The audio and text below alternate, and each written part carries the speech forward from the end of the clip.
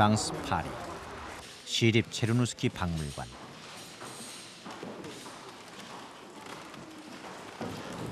이곳에서 고려시대 동종 하나가 발견됐다. 그러나 오랜 세월 종의 존재는 잊혀졌고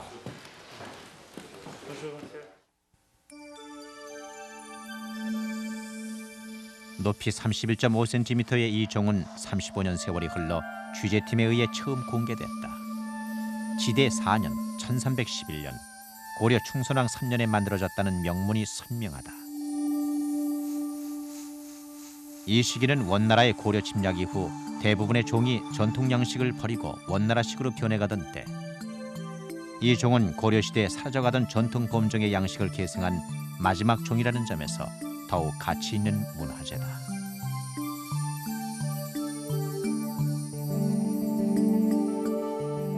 휴대용 평면 해시계. 나침반이 온전하게 부착된 해시계는 국내에 없다고 한다. 휴대용 지도. 조선의 중심을 중국으로 표시한 이 지도는 세계를 바라보는 선조들의 인식이 압축되어 있다.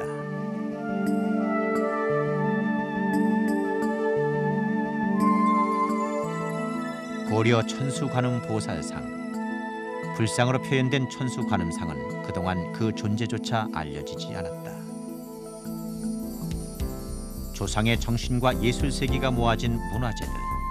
어떻게 누구에 의해 멀고 먼 땅 프랑스에 왔을까? 그리고 이 문화재들은 어떤 역사의 비밀과 사연을 간직하고 있을까?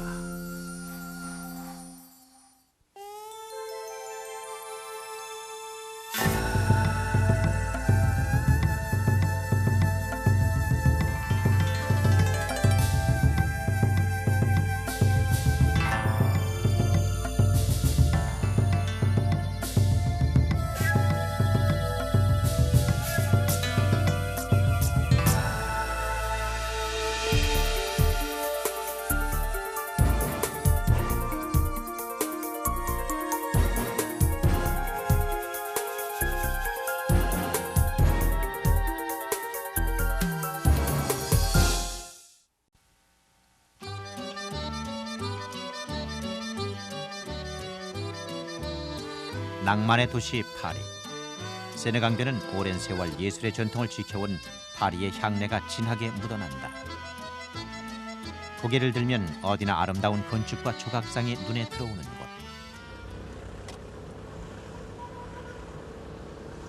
하지만 이곳 파리의 동양의 작은 나라 한국의 문화재가 숨어 있다는 사실을 아는 사람은 거의 없다. 프랑스 국립천문대. 1667년 루이 14세가 설립한 후 프랑스 지도의 기준이 되어온 곳이다. 동서양을 막론하고 하늘을 다루는 천문학은 이른바 제왕의 학문이었다는데, 프랑스 천문학의 산실이자 세계의 천문학 문화재를 연구하는 이곳에 우리 문화재가 있다. À mon avis, une très bonne représentation de la Voie lactée, parce que l'objet est daté, semble-t-il, de 1741, c'est-à-dire qu'il est beaucoup plus ancien que les autres. Et je ne sais pas si derrière il y a quelque chose.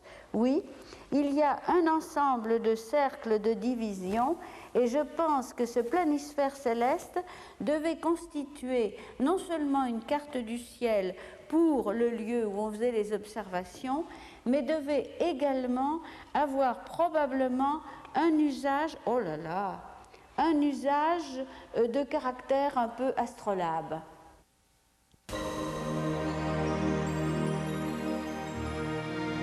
간평의. 별의 이동 거리로 시간을 파악하는 별시계다. 가죽 표면에 금박으로 별의 이름이 표시되어 있다. 특히 별을 반짝이듯 표시해둔 것은 서양 선교사의 영향을 받은 것으로 추정되는데, 시간뿐 아니라 소한, 대한 등 24절기도 알 수 있다. 제작 연도가 강희 19년, 1679년 정조 4년으로 명시된 이 시계는 우리나라는 물론 중국 어디에도 없는 독보적인 문화재다.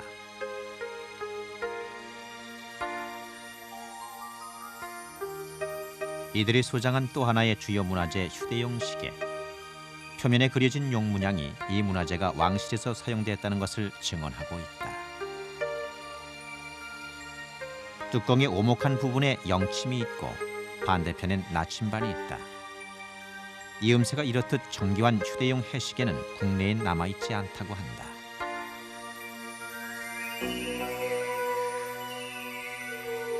그러면 이것들이 프랑스 국립천문대에 소장된 연유는 무엇일까?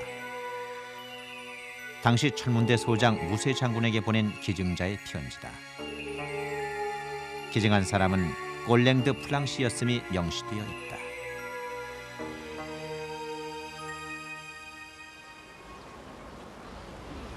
파리의 명소 에펠탑, 그 아래 상드 마르스.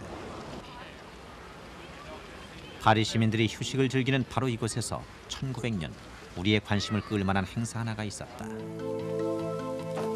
이것은 당시 파리 만국 박람회에 관한 설명책자. 박람회에 조선 정부가 참여했음을 보여준다. 당시 국호를 대한제국으로 바꾸었던 고종은 우리 문화의 독자성을 알리기 위해 박람회에 참가했다. 여기에 조선 왕실의 중요한 서책이 하나 출품됐다. 원행을며 정리의궤. 모두 8권인 이 책은 정조가 그의 아버지 사도세자의 묘소에 행차하는 내용을 담고 있다. 무려 61면에 걸쳐 신하들과 임금의 행차가 묘사돼 있다.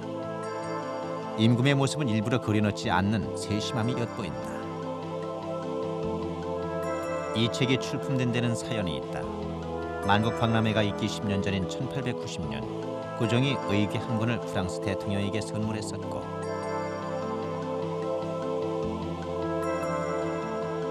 당시 고종 황제에게 직접 이 책을 받아온 사람 콜랭드 플랑시. 그는 나머지 7권을 더 구해와 만국 박람회에 출품했다. 그 유명한 직지심체 요절 역시 플랑시가 수집해 만국 박람회에 내놓은 책이다. 그 인쇄 기법이 금속 활자로 인쇄된 직지. 이 책에는 선광 7년 청주에서 간행됐다고 명시돼 있다. 놀라운 것은 이 책의 표지에 이미 이 책이 1377년에 간행됐다고 적혀 있다는 점이다. 또 하나 관심을 끄는 것은 코랭 109라는 표시. 이것은 프랑스 국립도서관의 소장 번호인데 어떻게 해서 직지 원본이 프랑스 국립도서관에 있을까? 직지 원본에서 그 해답을 구할 수는 없을까? Allô? Parce que c'est l'équipe télévision coréenne. J'avais demandé par écrit la dernière fois pour le tournage. Oui. Mais à ce moment-là, même l'extérieur de Non, parce que pour bâtiment... faire vraiment le tournage, que ce soit à l'extérieur ou à l'intérieur, il faut une autorisation. Et je pense qu'en plus, si vous avez reçu 2 lettres négatives, c'est qu'il n'y a vraiment pas possibilité de faire le tournage en question.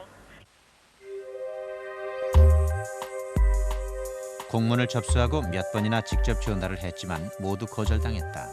업무가 바쁘다는 이유였다.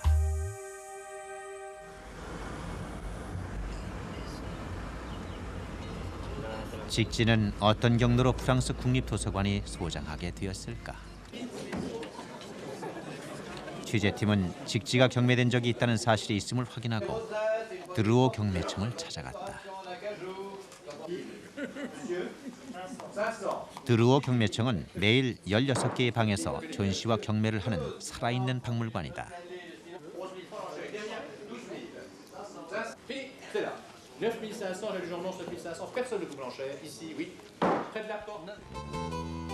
드루오 경매청은 1700년대부터 이어온 유럽 경매 문화의 전통이 살아 숨쉬는 곳인데 바로 이곳에서 직지가 경매됐다.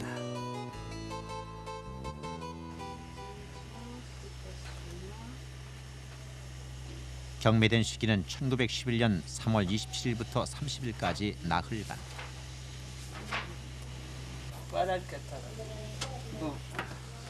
취재팀은 이곳에서 당시의 경매 팜플렛을 확인할 수 있었다. 자료에는 경매에 한국, 중국, 일본에서 플랑시가 수집한 예술품 880석점이 전시됐음이 명시돼 있다. 당시 경매 목록에는 조선 왕족과 고관들의 초상화, 가구, 그리고 행실이 뛰어난 사람의 행적을 모아 하나로 간행한 삼강 행실도가 포함되어 있었다.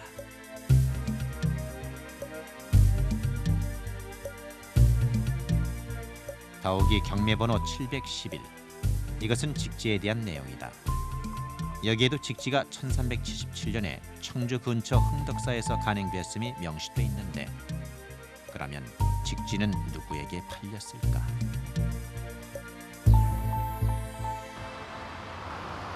파리시립 고문서관. 이곳에 당시의 모든 경매 결과가 보존돼 있다. 여기서 좀 더 자세한 내용이 확인됐다. 1911년 한국문화재 700점에 대한 경매가 의뢰됐다는 사실이다. 이것은 각각의 물건이 얼마에 팔렸는가가 자세히 기록된 노트. 여기서 한 가지 흥미있는 사실이 발견됐다. 직지 심경은 180프랑에, 삼강 행실도는 3000프랑에 팔렸다는 것이다. 독일의 구텐베르그보다 80년 빨리 금속 활자로 인쇄된 직지 심경. 인류 문화의 경이로운 금속 인쇄본 직지가 삼강 행실도보다 훨씬 낮은 가격에 경매됐다는 것인데, 이들 문화재를 사들인 사람은 당시 유명한 보석상이던 앙리 베베르였다. 그 후 베베르의 후손이 직지를 국립도서관에 기증했는데, 그러면 이토록 많은 우리 문화재를 수집한 사람은 누구인가? 그의 이름은 올랭 드 플랑시. 1888년에 임명된 초대 주한 프랑스 공사다. 체류 기간만 15년, 짧지 않은 시간이었다. 플랑시는 중국어를 공부했기 때문에 한문으로 된 우리나라 책을 읽을 수 있었습니다. 그리고 내용도 잘 알 수 있었고, 그리고 고종 황제나 딴 조정의 높은 분들에게 하사도 받고, 그래서 개인적으로 또 서점이나 책을 빌려주는 가게나 아니면은 그 서울 주변의 여러 사찰, 절을 돌아다니면서 많은 책을 수집했습니다. 그리고 당시 외교관으로 외국에 나가 있던 사람들에게 외무성에서 그 나라의 여러 가지 자료, 특히 서적을 수입해서 학교에 보내도록 되어 있었던 것 같습니다.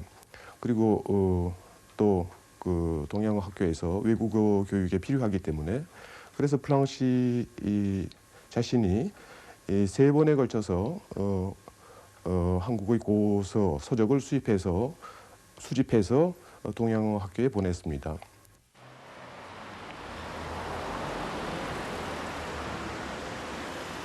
플랑시가 책들을 보냈던 프랑스 국립동양어대학교. 그의 모교이자 세계에서 가장 큰 외국어 대학이다. 프랑스 대혁명 당시인 1795년에 설립돼 200여 년의 전통을 자랑하는 것. 무려 98개의 언어를 가르친다. 학생들을 이른바 특정 국가의 지역 전문가로 양성하는 것이 교육 목표. 따라서 언어뿐 아니라 그 나라의 역사와 문화도 연구의 대상이다. 자연히 동양 여러 나라에 대한 자료가 풍부하다. 한국에 대한 자료 역시 시대별로 보관돼 있는데, 그중에 플랑시가 수집한 것이 단연 뛰어나다. 1876년에 간행된 가곡 원류. 고구려 시절부터 조선시대까지 1000년 동안의 시조 작품이 수록돼 있고, 노래 부르는 태도와 노래의 성격 등이 자세히 수록된 뛰어난 가곡집이다.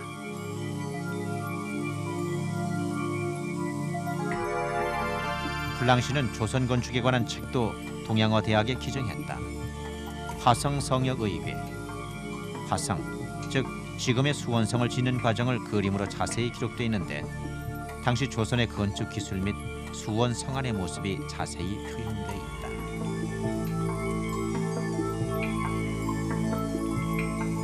신효방, 신통하고 효험 있는 방법이라는 뜻의 이 책은 일종의 민간 의료 서적이다.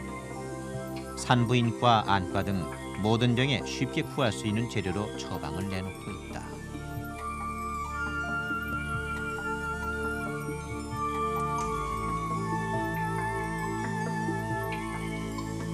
지리지 역시 중요한 수집 분야였다. 영남의 지리를 한눈에 알 수 있는 영남지. 지명과 산, 바다 등의 위치가 상세하게 그려져 있다. 조선의 문화, 역사, 지리에 대한 자료를 모으기 위해 자신의 수집 사실을 소문냈던 플랑시. 그가 수집을 위해 들인 노력은 여기에 그치지 않았다. 저기 고란 플랑시가 한국말을 학생들이 한국말도 배울 수 있게 저기 교재가 필요했기 때문에 저기 통속 소설을 보내야 된다.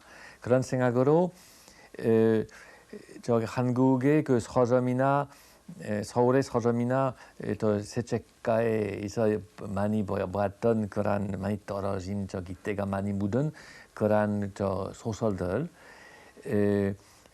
방각서에 가서 다시 그냥 그 목판이 남아 있는 것을 다시 먼저 자기가 지물을 종이를 사들여 가지고서 아주 깨끗한 그 질이 높은 그런 종이를 사들여 가지고서 인쇄소에 가서 갖다 주고 그 종이로 소설을 조금 다시 박아달라고 이렇게 부탁했던 것 같습니다. 그가 이토록 정성껏 조선의 책을 수집한 이유는 무엇일까? 이 의문을 푸는데 하나의 실마리를 제공하는 곳이 있다. 프랑스 최고의 학술 연구기관 콜레주 드 프랑스. 이것엔 한국 서지학의 금자탑이라 평가되는 조선 서지 초판본이 소장돼 있다. 이 책에는 1890년대까지 간행된 우리 서적의 목록이 체계적으로 수록돼 있다는데 인용된 책만 무려 3,821권. 중요한 책은 간단한 내용까지 소개돼 있다. 2권, 3권, 4권. 특히 100면에 걸친 조선 서지 서문은 한국 문화를 소개한 외국인의 글 가운데 가장 뛰어나다고 한다.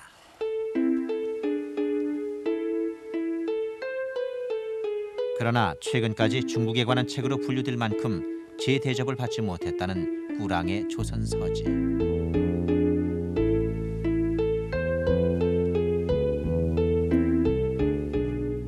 조선 서지는 직지심경도 자세히 소개하고 있는데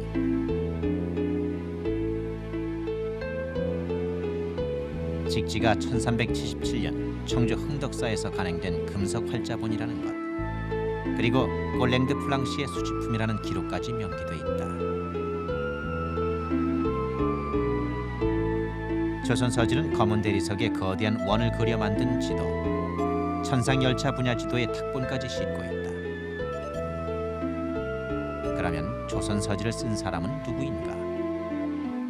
모리스 쿠랑. 그 역시 동양어 대학에서 중국어를 공부한 후 북경에 근무한 외교관이었다. 쿠랑은 1890년부터 2년 동안 주한 프랑스 공사 프랑시의 통역관으로 조선에서 일하게 된다. De Colin-Plancy, et Colin-Plancy le pousse à chercher les livres et à interroger les lettrés coréens pour mieux connaître la littérature de la Corée. Et il dit qu'il a il est allé voir également les livres qui avaient été achetés par d'autres étrangers. Il leur a demandé pour voir leur propre collection. Et ensuite, comme vous le savez, chaque livre est décrit. Vous avez le titre du livre, à quoi ça sert, et puis vous avez à chaque fois une petite explication. Bon, et si ce livre se trouve déjà dans une bibliothèque, il l'indique.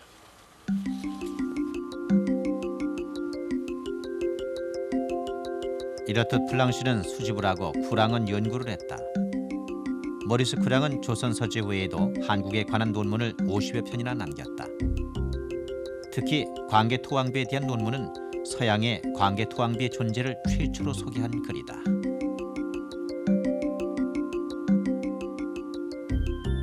15세기 이후 부산을 중심으로 본 한일 관계 또한 당시 부산과 일본의 어떤 인적 경제적 교류가 이루어지고 있는가를 상세히 다루고 있다. 이것은 당시 그의 연구 수준이 얼마나 깊었는가를 보여준다. 조선 사람들의 민간 신앙을 연구한 글도 있다. 그러나 모리스 쿠랑의 연구는 진전을 보지 못했다. 조선의 외교권을 빼앗긴 1906년부터 프랑스는 조선에 대한 관심을 거둬들였기 때문이다. 모리스 쿠랑이라는 사람은 한국이라는 관심이 너무 컸기 때문에 한국과 운명을 같이 했다고 볼 수도 있습니다.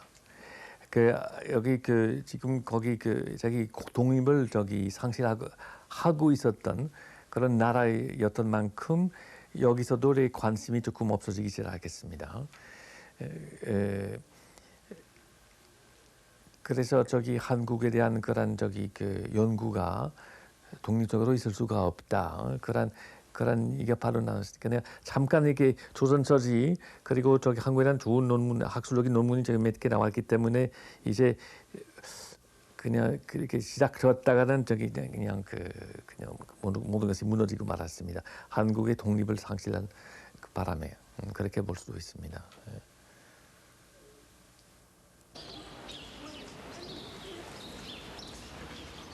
리옹 대학. 모리스 쿠랑이 1900년부터 중국어와 중국 문학을 가르치면서 한국 문화를 강의했던 곳. 그러나 모리스 쿠랑을 알고 있는 학생은 거의 없다. 지금은 그의 석상만이 알아주는 이 없이 외롭게 서 있는데 그토록 우리의 문화를 진정으로 연구하려 했던 한 학자의 시도는 우리에게 무엇을 말해주고 있을까?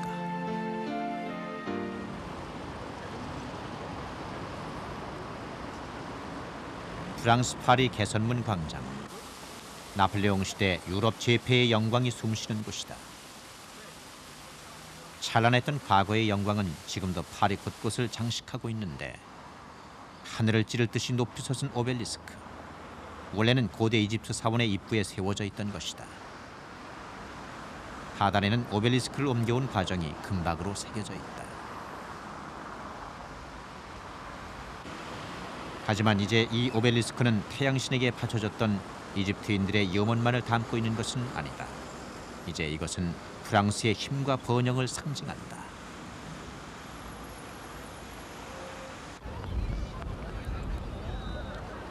(800년에) 걸쳐 지어졌다는 루브르 박물관. 루브르의 고대 그리스 조각들은 거의 1800년대 이후 이곳에 옮겨졌다. 유명한 미로의 비너스 역시 프랑스군이 1820년경 에게해에서 발견한 것이다.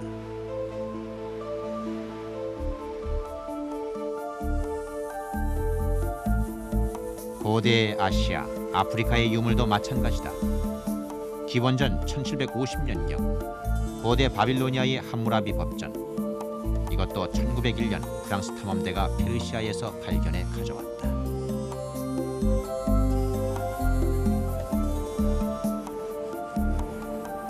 이렇듯 1800년대에 이토록 많은 문화재들이 자신의 고향을 떠나게 된 이유는 무엇일까?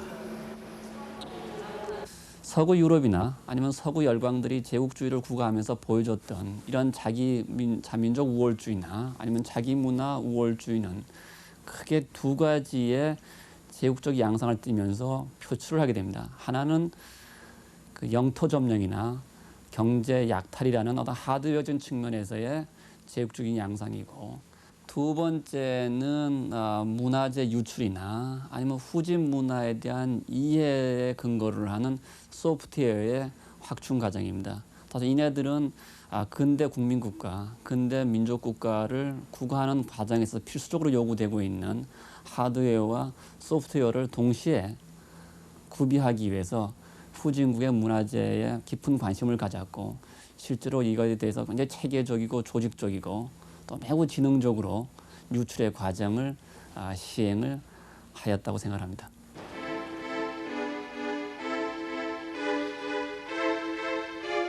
근대 국가를 만들어가는 데는 자기 민족의 우월성과 동질성 확인이 필요했다. 그것은 이민족의 문화재에 대한 관심으로 이어졌고, 식민지 전쟁과 함께 역사학자, 고고학자, 예술가, 과학자들이 부대를 편성해 탐험과 수집에 나섰다. 이른바 탐험과 발굴의 시대였다. 유명한 폴 펠리오 역시 당시 프랑스 정부의 지원을 받으며 이 대열에 섰던 사람이다. 펠리오는 1908년 11세기 초에 밀폐됐던 중국 감숙성 천불동 석실에서 당나라의 돈황 석굴을 발굴했다. 통일신라 시대의 고승 해초의 왕호 천축국전 역시 이때 발견됐는데 여기서 발견된 수많은 자료는 현재 프랑스 국립도서관에 보관 중이다. La France était assez pauvre en livres chinois, donc on chargeait les jeunes et brillants étudiants de missions de ce genre visant à acquérir des livres, et si possible des livres rares et intéressants, quoi, sur place. Hein. Et Pelliot, par exemple, là, en 1900, on revient en arrière ici, mais en 1900, sa première mission, ça avait été donc d'acheter, il avait acheté des milliers de livres chez les libraires, les antiquaires de Pékin, choisissant au mieux, au plus finement, puisque il avait une bonne culture, il savait ce qu'il achetait. Hein. L'activité qu'il a eue à Tunhuang, les acquisitions qu'il a fait à Tunhuang, c'était un petit peu la même démarche, hein, à savoir acquérir de la documentation.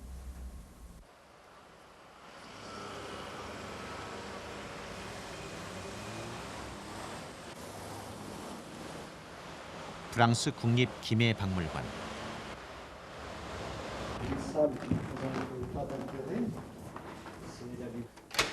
프랑스 선교사들이 아시아 지역에서 선교 활동을 하며 이른바 종교 박물관으로 시작한 곳이다. 1920년 이후에는 아시아 예술을 전문으로 소장하고 있는데 이곳에도 역시 콜랭드 플랑시가 수집한 문화재들이 있다. 그 중에 하나가 고문 육체. 한문을 전혀 다른 6개의 글씨체로 적어 고문 읽는 데 도움을 주는 책이다. qui est passé en vente en province. Donc, bon, la collection, on peut trouver des choses de Colonne Plancy de provenance un petit peu diverses. Mais quand c'était de sa collection elle-même, donc il y avait cet ex-libris.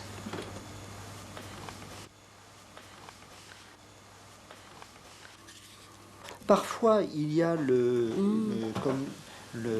l'ex-libris de Colin Plancy, mais ça ne veut pas dire que ça ne vient pas de Vara, parce que il y a des choses que Colin Plancy a données à Vara.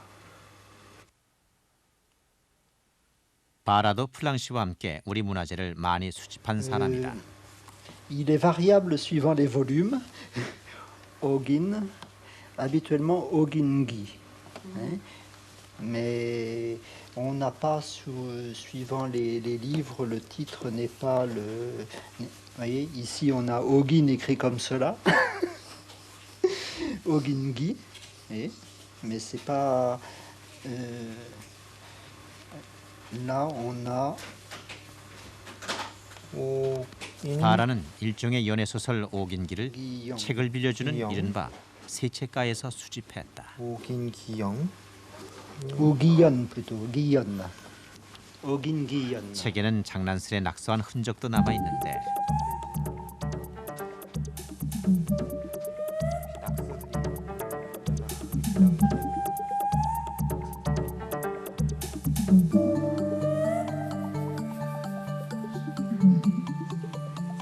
그런가 하면 골패에서 이기는 방법을 자세히 적은 골보도 눈에 띈다.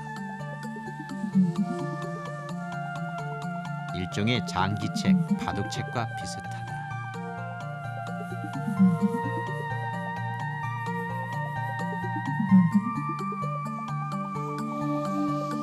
별점을 쳐서 사람마다 자신의 건강법을 알려주는 직성행련 편람. 더욱 재미있는 것은 이렇듯 간행된 것이 밝혀져 있다는 점이다.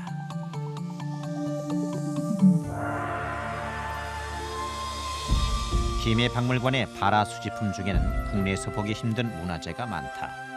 원각경, 1446년 세종의 아들 광평대군의 죽음을 애도해 당대의 서예가 김수원이 글씨를 쓴 경전이다. 청색 비단 바탕에 금으로 채색한 솜씨는 매우 정교하다. 특히 불상 안면을 금빛으로 채색한 불화는 그 시대 것으로는 국내에서도 찾아볼 수 없는 희귀한 것이다. 그러나 안타깝게도 원각경의 아랫부분이 손상돼 금빛 채색은 지워져 있다.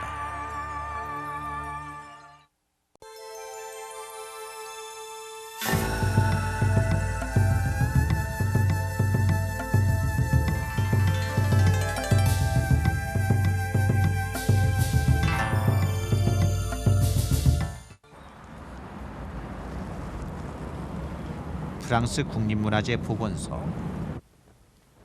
옛날 베르사유 궁전의 마구간으로 사용되던 곳이다. 여기서 프랑스에 있는 우리 문화재도 복원된다. 금가거나 찢어진 부분에 최소한 손을 대고 원래 상태에 가장 가깝게 만들어내는 것이 가장 중요한데, 그림 위에 부스러기를 제거하고 덧칠을 하지만 복원 후에 생길 수 있는 부작용을 대비해야 한다.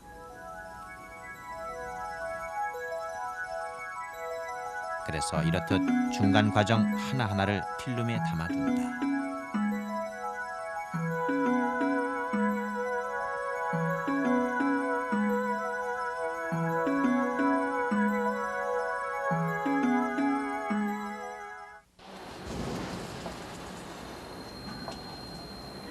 복원이 끝난 문화재가 다시 보관되는 김해박물관 수장고. 이것이 한국인에게 공개된 것은 이번이 처음이다. Vous avez quelques pièces de la collection coréenne au musée Guimet, quelques pièces en métal du fonds Vara essentiellement. La plupart des bronzes sont de la collection Vara, donc rapportés en 1888. Donc à savoir Sonsu Kwanem Bosal, qui elle aussi donc, a été rapportée par la mission Vara et qui est portée sous la statue. C'est une fonte de fer, la statue est creuse. Elle portait donc une plaque de bois avec l'inscription qui donne la localisation en fait du temple d'où la statue provient. Il s'agit du temple de Tongbangsa, un temple qui doit se situer sur la route de Taegu, à côté de Songju. Il ne reste à l'heure actuelle plus qu'une pagode, en fait, de l'époque de Chilla. À côté...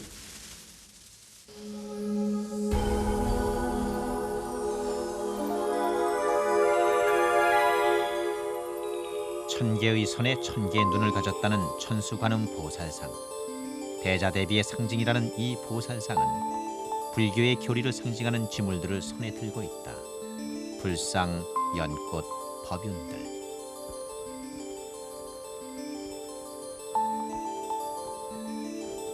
그림이 아닌 고려시대 금동천수관음 보살상은 지금껏 국내에서 발견된 적이 없다고 한다.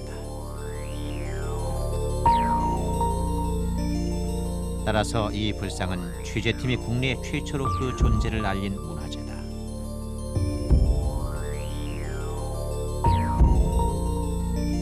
오른쪽 다리를 왼쪽에 반과부자 자세로 올리고 깊은 사색에 잠긴 듯한 금동미륵 반가사유상. 그 선의 아름다움이 천년의 세월을 잊은 듯 향기롭다.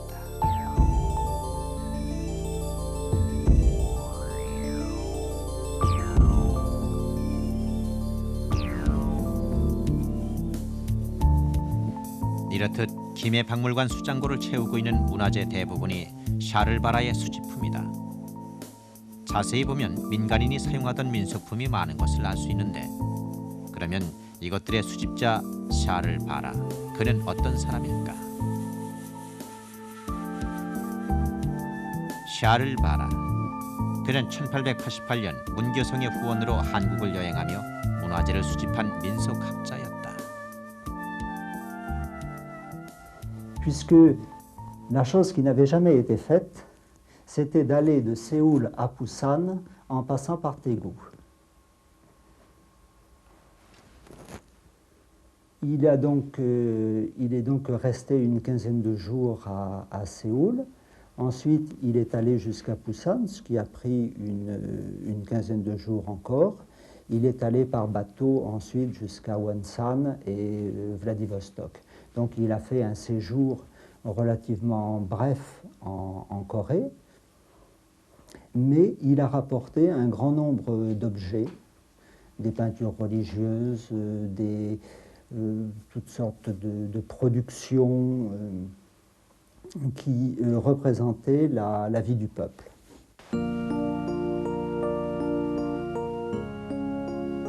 그는 프랑스에 돌아와 잡지에 한국 여행기를 기고했다. 66년이나 되는 이 글에는 여행에서 찍은 사진을 바탕으로 그린 풍경화, 인물화가 실려 있다. 그러나 이듬해 갑작스런 죽음으로 더 이상의 연구는 진전되지 못했다. 샤를 바라가 수집한 모자들이 많다는 프랑스 국립인류박물관. 이곳에서도 국내에서 전혀 볼 수 없었던 우리 선조의 모자들을 확인할 수 있었다. Un bonnet du bourreau. Vous savez ce que c'est le bourreau en français? C'est celui qui est chargé d'exécuter les criminels, qui les pend ou qui les coupe la tête au sabre. C'est un bonnet de bourreau. C'est ce que me dit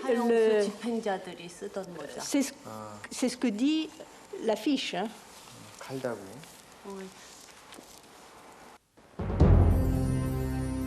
취재 결과 박물관 관계자도 모르던 새로운 사실이 밝혀졌다.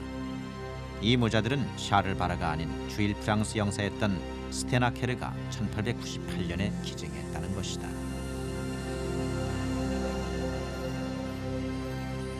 (12류) 면류관. 고종 이전에는 중국 황제만이 줄이 12개, 12류 면류관을 썼다. 그러다 고종이 황제로 등극한 뒤 처음 12줄 면류관을 썼다는데 지금까지 12류 면류관은 국내에서 전혀 발견된 적이 없다고 한다. 정찰관제가 바뀐 뒤 고관대작 호위병이 쓰던 서양식 모자. 조선왕실의 휘장 백꽃이 선명한 이 모자는 영국에서 제작해 수입한 것으로 보이는데 그 실용성이 돋보인다.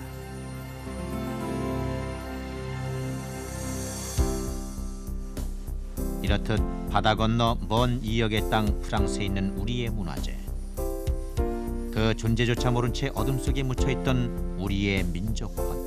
그 가리워진 역사의 베일을 벗겨낼 수는 없는 것일까? François Mitterrand a-t-il utilisé abusivement le patrimoine national lors de sa récente visite officielle en Corée? 그러나 현실은 우리의 의지와는 다른 것인데 93년 프랑스 미테랑 대통령에게 돌려받은 고서 한 권은 그 점을 분명히 보여준다. 이때 반환된 한 권의 책. 이것은 어떻게 프랑스에 갔으며 왜 그토록 파문을 일으켰을까?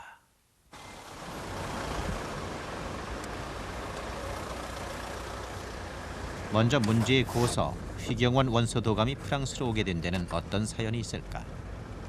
파리 시내 뱅센느성, 프랑스 군대의 옛날 자료가 보관된 곳이다.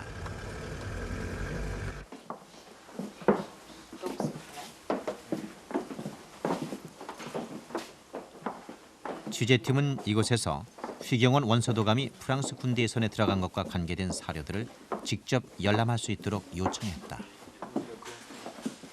군사 서류인 만큼 군인들이 배석했는데 그들이 내놓은 것은 병인 양요 관계 자료였다. Au ministre. 1866. Absolument, absolument. Au ministre Chasseloup. Voilà. 326번 문서에는 강화도 파병에 대한 전반적인 기록입니다. 그다음에 그 전투 상황.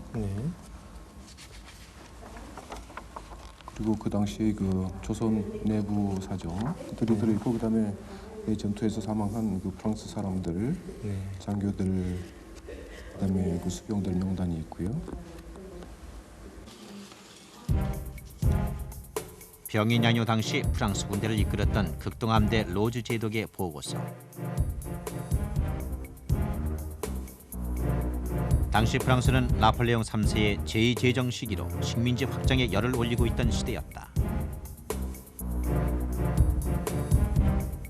한편 당시 쇄국 정치를 펴던 조선에서는 프랑스 신부 9명과 천주교도 8,000명을 참수하는 사건이 일어났다. 1866년의 일이었다. 천주교 박해 소식을 전해들은 프랑스 극동함대 귀스타브 로즈 준장. 그는 조선 정부를 응징한다는 명목으로 강화 해협을 통해 전함 7척을 이끌고 갑고친으로 침략해 들어왔다. 몇 차례의 전투 끝에 로즈 제독의 부대는 사흘 만에 정족산성 공략에 성공했다. 강화 관하와 외교 장각으로 진격한 로즈 제독은 강화에 도착하자마자 문화재 수집을 위한 위원회를 구성했다. 이것은 로즈 제독이 프랑스 대신에게 보낸 편지, 강화도에서 얻은 전리품 목록과 보고서다.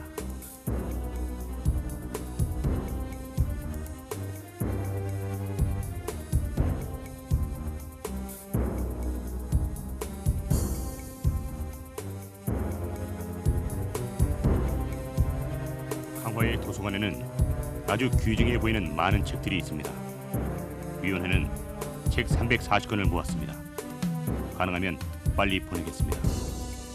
이 책들이 지금까지 미지의 나라로 남아있던 조선의 역사, 종교, 문학, 신화를 밝혀주리라 기대합니다. 극동함대 제독 귀스타프 로즈. 그 당시의 그 프랑스의 전반적인 분위기는 식민지를 확장하고 있었기 때문에, 그리고 그 당시에는 그 과학이 발달한 시대로 모든 것을 과학적으로 측정해서 해도 등도 만들고 했기 때문에 그 세계 여러 나라에 대한 그 지식을 확대하기 위해서 대단한 노력을 하고 있었습니다. 그 전에도 나폴레옹이 이집트 원정 갈 적에 과학자들을 모아서 데리고 갔다는 것과도 연결이 됩니다. 병인야뇨 당시의 흔적이 남아있는 또 하나의 장소, 파리 외방 전교회. 당시 아시아로 천주교 포교를 위해 신부들을 파견한 곳이다. 신부들은 자신네가 있는 나라의 언어나 문화를 연구했다.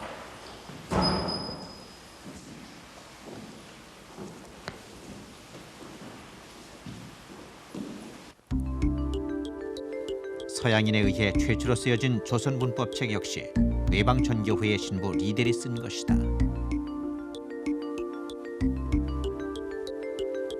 리델 신부가 쓴 또 하나의 서적, 조선어 불어 사전.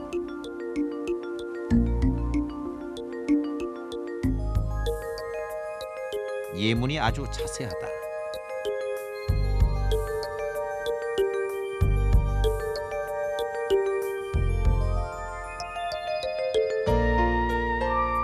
병인야뇨 당시 로즈 제독의 통역으로 일했던 리델 신부. 그는 로즈 제독이 우리 문화재를 가져가기 위해 구성한 위원회의 일원이었다.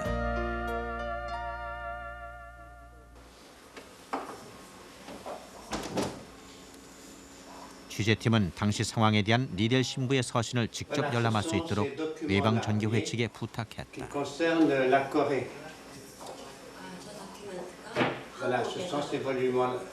Alors ici, on a les lettres des missionnaires qui ont été envoyées à partir du début du 19e siècle jusqu'à peu près 1920 ici, à peu près 1830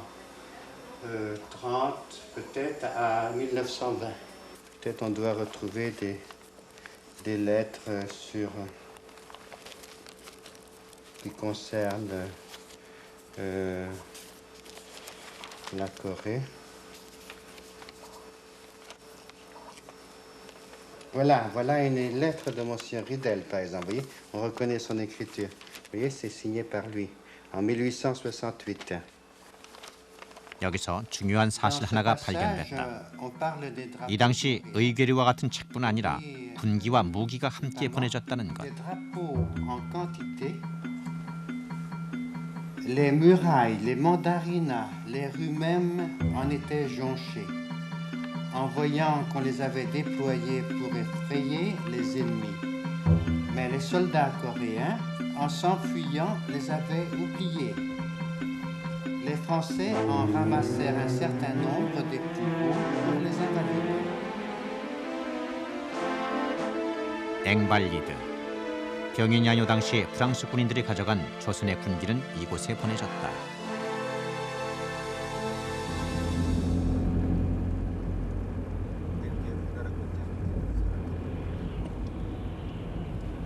프랑스 국방부 산하 군사박물관 앵발리드. 프랑스 제국의 힘을 자랑했던 과거의 역사가 숨쉬는 곳이다. 취재팀은 이곳에서 병인양요 당시 프랑스군이 가져간 조선 군기의 확인을 요청했다. 그러나 그들이 보여준 것은 한국 전쟁 당시인 1952년 한국 대통령이 프랑스군에 수여한 표창뿐. 다시 확인을 부탁했지만 대답은 부정적이었다. En l'occurrence, il y a des trophées chinois, mais on a peut-être mal inventorié lorsqu'on a mis chinois. Voilà ce que l'on considère comme étant un trophée chinois. Maintenant, si vous me dites que c'est un trophée coréen, moi j'ai tendance à vous croire parce que je ne peux traduire ni le chinois ni le coréen. Mais enfin, les spécialistes qui se sont penchés sur la question avant moi les ont authentifiés comme étant des trophées chinois.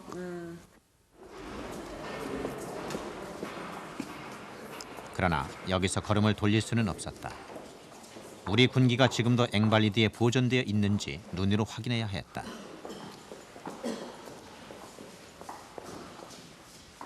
이렇게 해서 안에 든 것은 성루이 성당.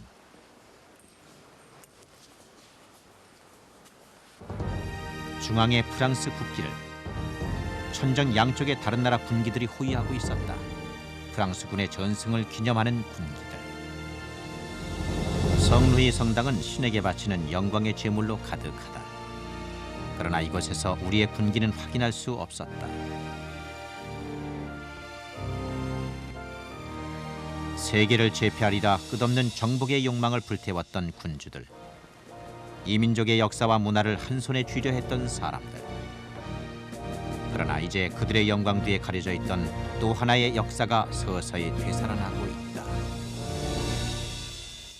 François Mitterrand a-t-il utilisé abusivement le patrimoine national lors de sa 자연히 récente 이를 visite 둘러싼 양쪽의 officielle en Corée? 갈등은 필연적인데 La question se pose depuis 돌아오는 qu'un 것이 manuscrit 당연하다고 royal 생각하는 coréen 우리들, issu des collections de la 반대로 Bibliothèque 돌려줄 수는 nationale 없다는 a été 사람들, remis par le chef de l'État au président Kim à la demande 전달하는 expresse de 사람과 Gandhi. 받는 사람의 Le président de la 대조적인 République a 얼굴만큼이나 précisé qu'il 우리 s'agit 문화재에 d'un 대한 échange 두 나라의 exceptionnel 시각은 sous forme de 편이하다. prêt dans le cadre d'un accord bilatéral au nom de l'amitié entre les deux pays. On ne peut pas parler de pillage, mais on peut parler d'aliénation. Le patrimoine français est légalement, par la Constitution, absolument inaliénable. C'est-à-dire que seule une loi peut en changer le statut. Demain, la journée du patrimoine s'annonce plutôt morose à la Bibliothèque nationale. En effet, ses portes resteront fermées en signe de protestation. 이 일이 있은 지 수년. 그동안 프랑스 국립도서관은 한국 언론은 물론 한국 학자에게조차 우리 고문서의 열람을 금지시키고 있는데 역사의 뒤안길에 가려진 2억의 민족혼, 그것에 빛을 비추는 일, 그것은 이제 온전히 우리의 몫으로 남아있는지도 모른다.